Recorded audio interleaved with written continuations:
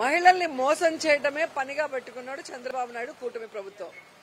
పనికి మాలిన విషయాలకి నేనున్నాను అంటూ ముందరి కొట్టలాగా వచ్చే పవన్ కళ్యాణ్ ఈ రోజు మహిళల్ని మోసం చేస్తుంటే చంద్రబాబు నాయుడు కూటమి ప్రభుత్వంలో డిప్యూటీ సీఎం గా ఉండి ఎందుకు ప్రశ్నించడం లేదు, ఎందుకు నిలదీయటం లేదు?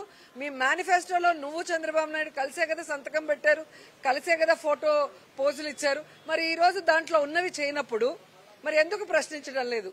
సూపర్ 6 సూపర్ హిట్ అన్నారు, సూపర్ ఫ్లాప్. సూపర్ 6 లోనే కదా ఈ శ్రీశక్తి కూడా ఉంది, ఫ్రీ బస్సు.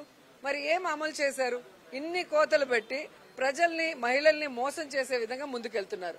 ఎంత దురదృష్టకరం అంటే తిరుపతి నుంచి తిరుమలకి వెళ్లేదానికి కూడా ఫ్రీ బస్ లేదంట, శ్రీశైలంకి వెళ్లడానికి ఫ్రీ బస్ లేదంట లోకల్ వాళ్ళకి, అలాగే విజయవాడలో దుర్గమ్మ టెంపుల్కి వెళ్లేదానికి లేదంట. ఏంటి ఇది? మరి వీళ్ళు ఏమనుకుంటున్నారు? ఎలా సూపర్ హిట్ సూపర్ 6 నాకు చెప్పాలి. ఈ సూపర్ 6 లో ఇంకా మీరు చూసుకుంటే మరి ఆడబిడ్డ అనేది 1500 18 ఏళ్లు దాటిన ప్రతి మహిళకి ఇస్తానన్నారు.